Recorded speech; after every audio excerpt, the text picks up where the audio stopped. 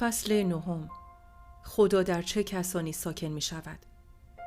ترس خداوند و فروتنی دو قدرت همزاد در پادشاهی خدا هستند. در این فصل درباره عنصر مهم دیگری در نزدیک شدن به او که چنین مشتاق رابطه با ماست بحث خواهیم کرد. آیه اصلی من می گوید به خداوند نزدیک شوید و او به شما نزدیک خواهد شد. حالا بیایید بررسی کنیم که قبل و بعد از این دعوت شگفت انگیز چه می‌خوانیم. از همین رو کتاب می‌گوید خدا در برابر متکبران می‌ایستد اما فروتنان را فیض می‌بخشد. به خدا نزدیک شوید که او نیز به شما نزدیک خواهد شد. در حضور خدا فروتن شوید تا شما را سرافراز کند. یعقوب 4:6-10. فریاد قلب خدا بین دو آیه مشوق فروتنی قرار گرفته و خدا برای رسیدن به نتیجه مطلوب میگوید زیرا او که عالی و بلند است و ساکن در ابدیت می باشد و اسم او قدوس است چنین میگوید من در مکان عالی و مقدس ساکنم و نیز با کسی که روح افسرده و متواضع دارد تا روح متواضعان را احیا نمایم و دل افسردگان را زنده سازم. اشعیا 57:15. یعقوب میگوید اگر خود را زیر دست خدا فروتن سازیم او ما را سرافراز خواهد گردانید. سرافراز در کجا؟ خدا از طریق اشعیای نبی میگوید به مکان عالی و مقدس. او در جستجوی مردمی است که ساکن شوند، نه اینکه ملاقات کنند.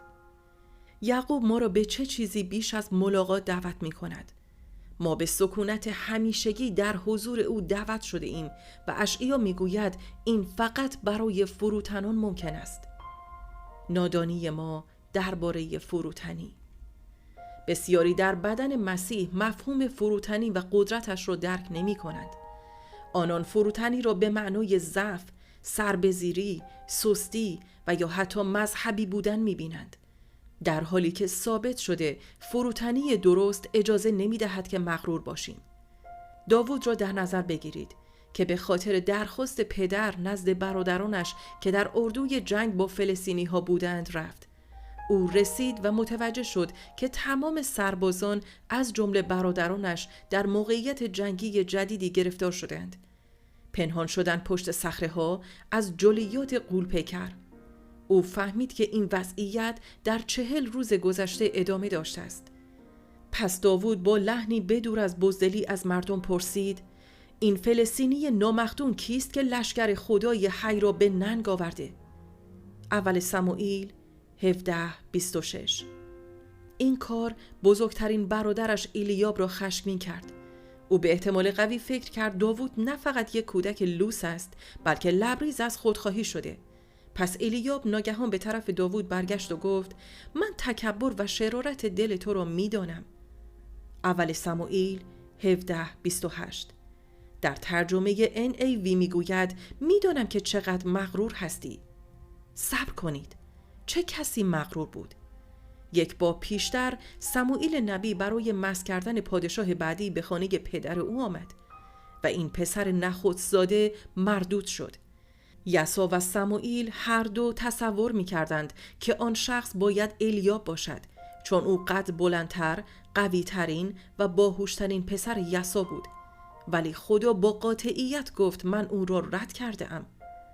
اول سموئیل 16:7. تنها یک دلیل وجود دارد که خدا به خاطر آن کسی را رد کند. غرور. آنچه ایلیاب داوود را بدان متهم می‌کرد در خودش وجود داشت. در حالی که خدا با گفتن اینکه داوود مردی است مطابق دل من از داوود ستایش کرده بود. اعمال 13:22. داوود شخصی بیش از حد ضعیف، سربزیر و سست نبود. داوود این حمله زبانی را نادیده گرفت و با اطمینان به سراغ غول رفت و گفت بگذارید بداند که سرش را از دست خواهد داد. پس داوود به طرف اردوی دشمن دوید، جلیات را کشت و سرش را جدا کرد. بگذارید در اثبات این که ما اغلب واقعا نمیدونیم فروتنی چیست به عقب برگردیم. کتاب اعداد یکی از 5 کتاب اول کتاب مقدس یا تورات یا 5 کتاب است. در این کتاب می‌خوانیم و موسی مردی بسیار حلیم بود، بیشتر از جمیع مردمانی که بر روی زمینند. اعداد 12:3. آه، چه موقعیتی! اگر صادق باشیم میفهمیم که دوست داریم این مطالب درباره ما گفته شود، ولی خودمان هرگز جرأت گفتنش را نداریم. چرا؟ چون فقط یک شخص مغرور میتواند این را درباره خودش بگوید. اما چه کسی کتاب اعداد را نوشت؟ پاسخ موسی‌ست. اوه، هرگز نمیتوانیم تصور کنیم که شخصی فروتن درباره خودش بگوید که فروتن بوده، چه رسد به این که بگوید فروتن ترین مرد زمان خودش بوده. می توانید تصور کنید که خادمی در کنفرانس مسیحی بایستد و بگوید با شما هستم، من فروتن هستم، بگذارید در این مورد با شما صحبت کنم. مطمئناً او مورد تمسخر و خنده قرار می گیرد و مرتد خطاب می شود. اما بشنوید که عیسی چه می گوید. بیایید نزد من ای تمامی زحمتکشان و گرانباران که من به شما آسایش خواهم بخشید. یوغ مرا بر دوش گیرید و از من تعلیم یابید، زیرا ملایم و افتاده دل هستم. متی 11:28-29. ما در واقع مفهوم درست فروتنی را نمی‌دانیم، چون فکر می‌کنیم هرگز نباید درباره خودمان صحبت کنیم و باید مانند کرم‌های بی‌ارزش زندگی کنیم، حال آنکه این از حقیقت دور است. تعریف فروتنی. فروتنی 3 جنبه دارد. اول، اطاعت ما از خدا. دوم، وابستگی کامل ما به او. سوم، درک ما از خودمان. بگذارید به ترتیب هر کدام را بررسی کنیم. اول، اطاعت ما. بلافاصله بعد از اینکه یعقوب درباره فروتنی می‌نویسد، ادامه می‌دهد: پس تسلیم خدا باشید. یعقوب 4:7. و فروتنی و اطاعت را به یکدیگر می‌پیوندد. خداوند همیشه به قومش وعده‌ها و برنامه‌هایش را از پیش می‌دهد. فکرهایی را که برای شما دارم می‌دانم که فکرهای سلامتی می‌باشد و نه بدی، تا شما را در آخرت امید بخشم. ارمیا 29:11. این وعده‌ها اراده اوست و در ما تصوری نبوتگونه از جایی که باید برویم ترسیم می‌کند. ما مشتاقانه می‌خواهیم که آنها انجام شوند و به همین شکل آنکه این آرزوها را در دل ما قرار داده نیز می‌خواهد. مزمور 37:4. در قلب ما نیم نگاهی به آنچه او میگوید میاندازیم و فهممان راهی منطقی را برای پیروی او تعیین میکند. به هر حال اغلب او ما را در جهتی هدایت میکند که کاملا با منطق مخالف است.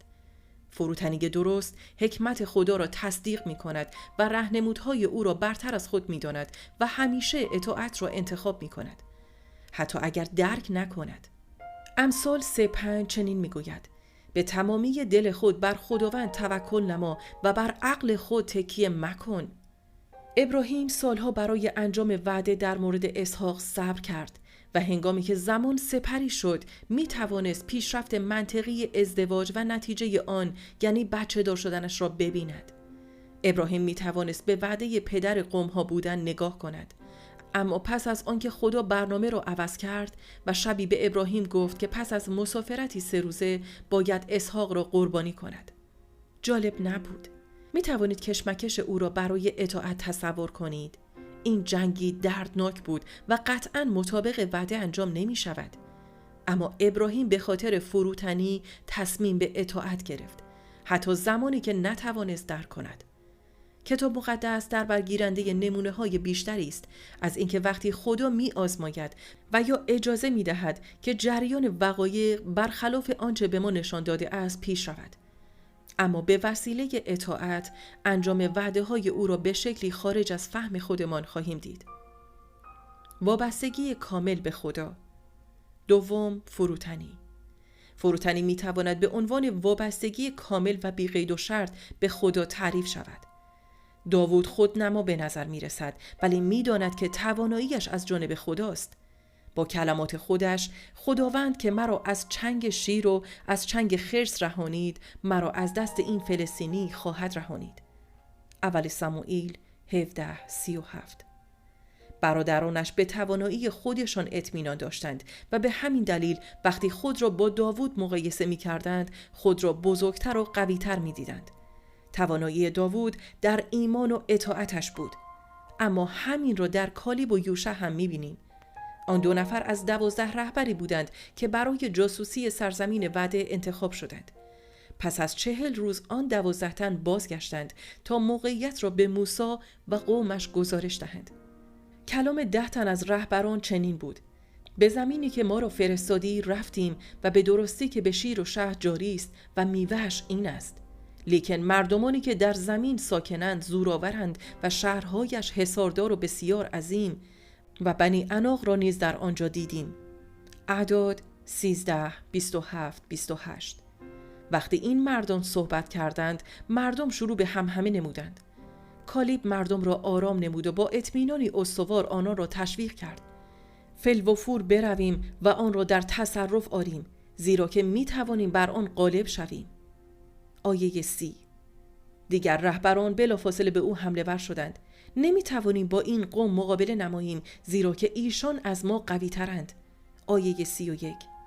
سپس کلام خدا به ما می گوید: لیکن تمامی جماعت گفتند که باید ایشان را سنگسار کنند.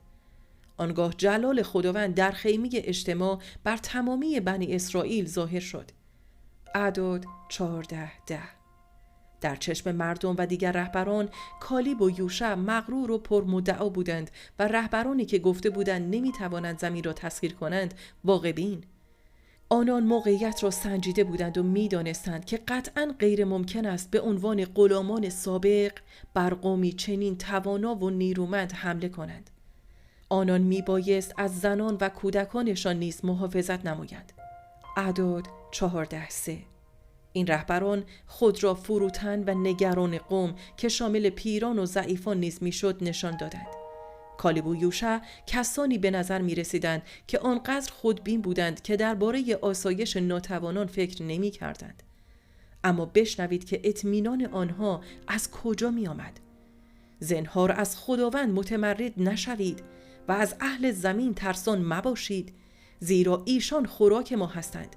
سایه ایشان از ایشان گذشته است و خداوند با ماست.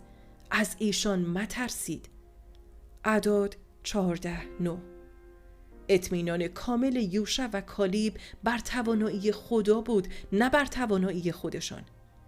آنان می دانستند که این اراده خداست تا به آن سرزمین وارد شوند و تسخیرش نمایند، در حالی که دیگر رهبران واقع‌بین به نظر می رسیدند.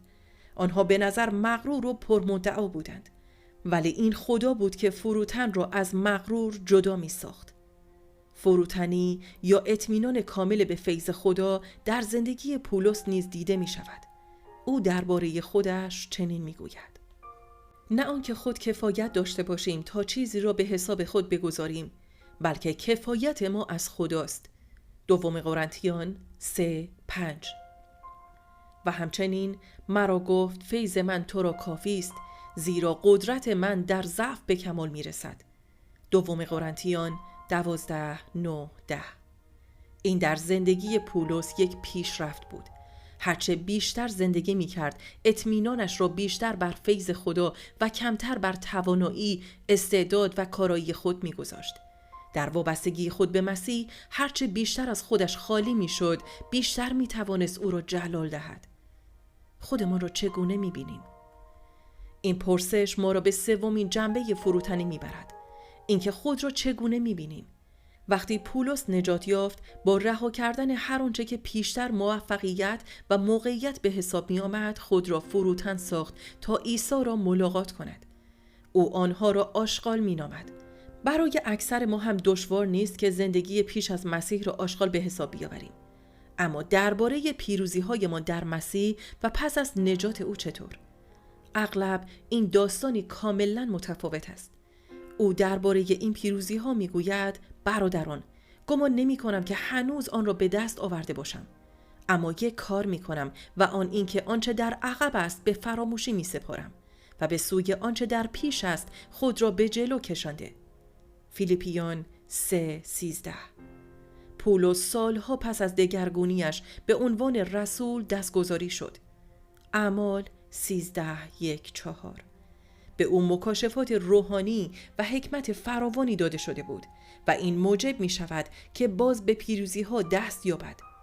او کلیساهایی در تمام آسیا و اروپای شرقی پایگذاری کرد. ما فروتنی او را در سال 56 میلادی در نامه او به کلیسای نوپای قرنتیان می‌بینیم.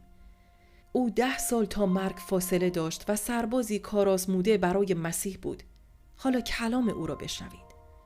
زیرا من در میان رسولان کمترینم و حتی شایسته نیستم رسول خوانده شوم، چرا که کلیسای خدا را آزار می‌رسانیدم.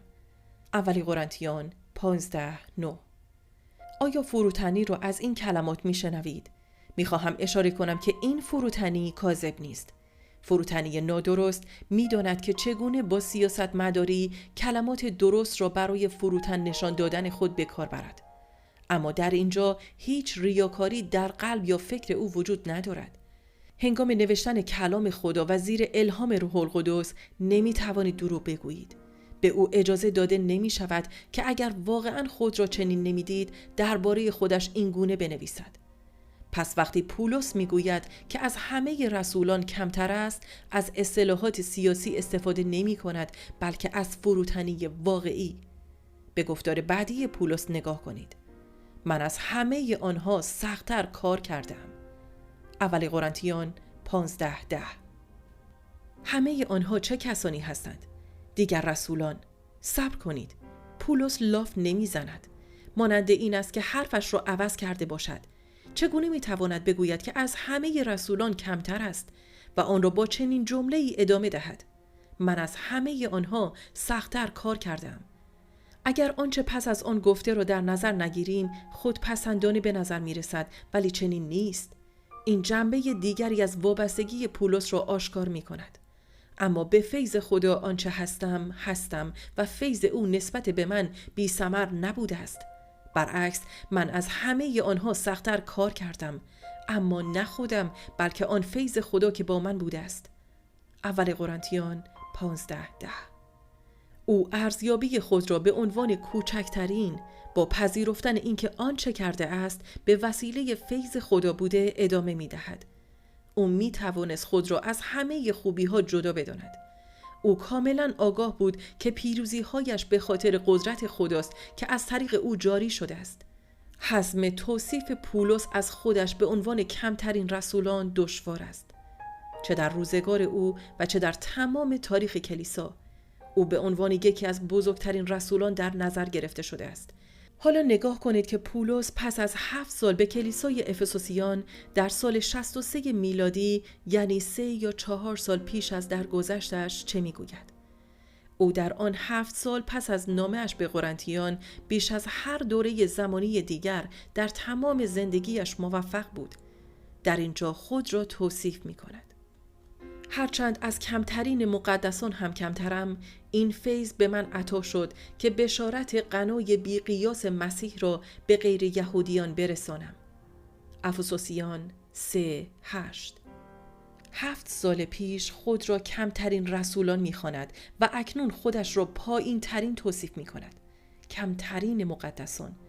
صبر کنید. چرا؟ اگر کسی میباید خود ستایی میکرد، مطمئناً پولس بود. و به یاد داشته باشید وقتی کلام خدا را می نویسید نمی توانید دروغگویی کنید یا با اصطلاحات مذهبی بنویسید. او واقعاً خودش را چنین می دید. این روند ادامه می یابد تا جایی که درست پیش از مرگ او نامه‌ای به تیموتائوس می نویسد و می گوید این سخنی است در خور اعتماد و پذیرش کامل که مسیح عیسی به جهان آمد تا گناهکاران را نجات بخشد که من بزرگترین آنهایم. اول تیموتائوس 1:15. حالا او کمترین رسولان نیست و یا حتی کمترین مقدسان، بلکه خود را بدترین گناهکاران می‌بیند. توجه کنید که نمی‌گوید من بدترین بودم، بلکه من بدترینم. و او تنها کسی بود که مکاشفه خلقت تازه در مسیح را داشت. چیزهای کهنه درگذشت، هان همه چیز تازه شد. دوم قرنتیان 5:17. او هرگز فراموش نکرد که چه قرض بزرگی به نجات دهنده‌اش دارد. پولس هرچه بیشتر خدمت می‌کرد خود را کوچکتر می‌دید، چون فروتنی او رشد می‌کرد و این دلیل افزایش فیض خدا متناسب با گذر عمر او بود. یعقوب به ما میگوید که خدا فروتنان را فیض میبخشد. یعقوب 4:6. آیا این میتواند دلیلی باشد برای آنکه خدا راههای خود را چنان صمیمانه بر پولس آشکار میکرد که پتروس رسول را دچار شگفتی مینمود؟ خدا از طریق اشعیا میگوید در کسانی ساکن میشود که فروتن هستند. وقتی با او ساکن بشویم با او صمیمی خواهیم شد. قدرت‌های همزاد. حالا به جایی میرسیم که دو قدرت همزاد پادشاهی رو ملاقات کردیم: ترس خداوند و فروتنی. در فصلهای پیشین به روشنی دیدیم که ترس خداوند ابتدای شناخت صمیمی اوست و حالا میبینیم که در مورد فروتنی هم همینطور هست. سراینده مزمور میگوید به فروتنان طریق خود را تعلیم خواهی داد. مزامیر 25:9. در واقع کسانی که از خدا میترسند به راستی فروتن هستند و فروتنی درست ترس خداوند است. موسی راههای خدا را میشناخت، اما اسرائیل او را فقط با جوابهایی که به دعاهایشان میداد میشناخت، یعنی اعمال خدا. موسی هم ترس خدا را داشت و هم فروتن بود. ارتباط این دو را میبینید؟ اسرائیل ترس خدا را نداشت. تثنیه 5:29. همونطور که فروتنی نداشت، چنان که برخوردشان با یوشع و کالیب را دیدیم. سراینده مزمور ترس خداوند و فروتنی را با هم مربوط می کند، چنان که نمی توانند از یکدیگر جدا باشند. این را به فراوانی در کلام خدا می بینیم. نمونه دیگر، ترس خداوند ادیب حکمت است و تواضع پیشرو حرمت می باشد. امثال 15:33. پادشاهی تاریکی هم قدرت‌های همزاد خود را دارد. آنها مخالف ترس خداوند و فروتنی هستند، یعنی سرکشی و غرور که در امثال آشکار دیده می شود. جزای تواضع و خدا ترسی دولت و جلال و حیات است. خارها و دامها در راه کج روان است، اما هر که جان خود را نگاه دارد از آنها دور می شود. امثال 22:4-5. می‌بینید آنطور که ترس خداوند و فروتنی با یکدیگر مرتبطند، سرکشی و غرور هم این گونه‌اند. عیسی خود را بیش از هر انسان و فرشته‌ای فروتن ساخت. پس بیش از دیگران سرافراز گردید. فیلیپیان 2:8-9. خوشی او در ترس خدا بود. پس حضور روح خدا بر او و با او بود، آن هم نه به اندازه. اشعیا 11:2-3. یوحنا 3:34. برعکس لوسیفر که کروبی مسخ شده بود و حالا به عنوان شیطان شناخته می شود و خود را بیش از هر کس چه مقابل و چه بعد از خود با غرور و سرکشی برافراشت، به افسرهای حفره فرود آمد. حزقیال 28:14-17. اشعیا 14:12-15. در فکرتان نگاه دارید که کلام خدا به دفعات نشان می‌دهد محل سکونت خدا مکانهای عالی است و محل سکونت نیروهای شرارت در پسترین جاها. شما در کلام خدا بیشتر و بیشتر خواهید دید که غرور و سرکشی در پستی‌ها هستند و فروتنی و ترس خدا در مکانهای عالی. پس سرافرازی یعنی سکونت با خدا در صمیمیت. کسانی که خدا جستجو می کند. خدا با غرور و سرکشی مخالفت می نماید. یعقوب 4:6. ولی کسانی را که از او می ترسند و فروتنی درست دارند به خود جذب می کند. در عهد عتیق گروهی از مردم آنطور که کلام خدا فرمان داده بود او را خدمت و پرستش می کردند. آنان بره و گوساله و هدایای آردی برای قربانی می آوردند و در قدس بخور می سوزانیدند. اما خدا گفت که قربانی های آنان در نظر او همچون کشتن یک انسان است و هدایایشان همچون هدیه کردن خون خوک به اوست و بخورهایشان که نوعی دعا و پرستش بود همچون پرستش بت‌ها. سپس دلیلش را به آنها گفت: پس من نیز مصیبت‌های ایشان را اختیار خواهم کرد و ترس‌های ایشان را بر ایشان عارض خواهم گردانید. زیرا چون خواندم کسی جواب نداد و چون تکلم نمودم ایشان نشنیدند، بلکه آنچه را که در نظر من ناپسند بود به عمل آوردند و آنچه را که نخواستم اختیار کردند. اشعیا 66:4. خدا از چه چیزی ناخشنود بود؟ قربانی ها با اطاعت تقدیم نشده بود. اول سموئیل 1:22. به بیان دیگر پرستش آنها خالی از ترس خداوند بود. خداوند چنین پرستندگانی را به سختی رد می کند. او نمی خواهد سر به تن آنها باشد. می توانید بهزدگی این افراد را تصور کنید. فکر می کردند او را پرستش می کنند، در حالی که دریافتند با پرستششان او را دور می کنند. با این حال خداوند هرگز در جایی که قصد کاشتن ندارد شخم نمی زند و در جایی که نمی خواهد بنا کند پای نمی ریزد. پس با توضیح آنچه او را مجذوب می کند آن را تشویق می کند. خداوند می گوید دست من همه این چیزها را ساخت، پس جمیع اینها به وجود آمد. اما به این شخص که مسکین و شکسته دل و از کلام من لرزان باشد نظر خواهم کرد. اشعیا 66:2. کلمه عبری برای نظر کردن نابات است. فرهنگ لغت این کلمه را نگاه منظوردار برای محبت، لطف و مواظبت معنا کرده است. در واقع خدا میگوید این شخصی است که من با محبت، لطف و دقت با او رفتار میکنم. به بیان ساده تر میگوید من پشت چنین کسی هستم. این کسی است که من جستجو میکنم. تامی تنی که نویسنده و معلم معاصر است کتابی دارد که یکی از برجسته ترین کتاب‌ها در نسل ماست و عنوانش جستجو کنندگان خداست. او به طور کامل قلب کسانی که خدا را دوست دارند توصیف می‌کند. اینکه خدا را جستجو کنیم یک چیز است و اینکه خدا در جستجوی ما باشد چیزی دیگر. داوود را در نظر بگیریم. خدا به نبی ارشد اسرائیل سموئیل میگوید که به خانه یسا برو، در حالی که سموئیل به خاطر مخالفتش با شاول از خشم او میترسید. اما خدا همچنان به او فرمان میدهد که برود، چون در جستجوی یکی از پسران یساست. نبی به سراغ تمام 7 پسر بزرگتر می رود و در آخر خداوند به طور خلاصه به او می گوید نه سموئیل، او بین این پسران ارشد نیست، بلکه پسر کوچک سرخگونه است که بیرون از اینجا به همراه گوسفندان است. او کسی است که من جستجو می کنم.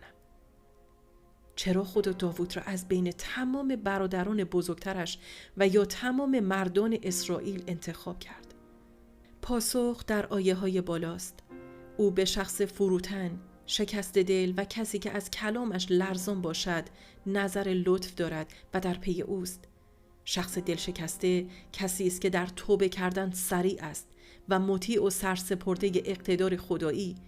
ترجمه دیگر TAV چنین بیان می کند: من با کسانی خوشنودم که فروتن و توبه‌کارند و از من می ترسند و اطاعتم می کنند. دل شکسته شکل دیگری از فروتن و ترس از خداوند است. در واقع خدا میگوید که در جستجوی کسانی است که از او میترسند و فروتن هستند، کسانی که مطابق 2 قدرت پادشاهی زندگی میکنند. به این دلیل به ما گفته شده یقین که مستهزئین را استهزا مینماید، اما متواضعان را فیض میبخشد. امثال 3:34. و همچنین عظمت احسان تو که بر ترسندگانت ذخیره کرده ای و برای متوکلانت پیش بنی آدم ظاهر ساخته ای. ایشان را در پرده ای روی خود از مکاید مردم خواهی پوشانید. ایشان را در خیمی از عداوت زبانها مخفی خواهی داشت. مزامیر 31:19-20. به همین دلیل در عهد جدید به ما گفته شده همگی در رفتارتان با یکدیگر فروتنی را بر کمر ببندید. اول پتروس 5:5. پس داوران قربت خیش را با ترسی آمیخته با احترام بگذرانیدند. اول پتروس 1:17. روح القدس از طریق پتروس ما را با چنین کلماتی تشویق می کند تا به مشارکت شیرین با او وارد شویم. این اشتیاق قلب او برای ما به عنوان فرزندانش می باشد. انتخاب با ماست. خدا راه را برای قدم زدن با خودش هموار کرده و فیض خود را برای انجام آن به ما بخشیده است. به چه خدا و پدر بی نظیری خدمت می کنیم. حالا برای ما این باقی است که دعوت او را برای ورود به مکانی که خودش را بر ما آشکار می سازد بشنویم و به جا آوریم. در فصلهای بعدی درباره اینکه او چگونه خودش را بر ما آشکار می کند بحث خواهیم کرد. پرسش‌های آموزشی. سوال شماره 1. در این فصل اشاره شد بسیاری که فروتنی را نفهمیده اند فکر می کنند فروتنی ضعف، سربزیری و سستی است و فروتنی حقیقی اغلب به عنوان پرمدعا بودن برداشت می شود. در تأمل شما به این مسئله آیا امکان دارد افرادی را که قبلا مدعی میپنداشتید واقعا فروتن بودند؟ اگر چنین است از این تشخیص نادرست چه درسی میگیرید؟ سوال شماره 2. بر حسب جنبه فروتنی، اطاعت خدا، وابستگی کامل به او، درک ما از خودمان و نمونه‌های کتاب مقدس از هر کدام تأمل کنید. اگر بخواهید اعتراف کنید که یکی از آنها برای شما پرچالش ترین است، کدام خواهد بود؟ سوال شماره 3. در اشعیا 66 گروهی از مردم مطابق کلام خدا او را می پرستیدند و خدمت می کردند. قربانی های مناسب می آوردند، بخور مناسب می سوزانیدند و هدایای مناسب تقدیم می کردند. اما خدا از پرستش آنها خوشنود نبود، چون همراه اطاعت نبود. در چه حالت‌هایی پرستش ما حتی وقتی به وسیله رهبران صاحب عطایا یا استعداد رهبری می شود می تواند باعث ناخوشنودی خدا شود؟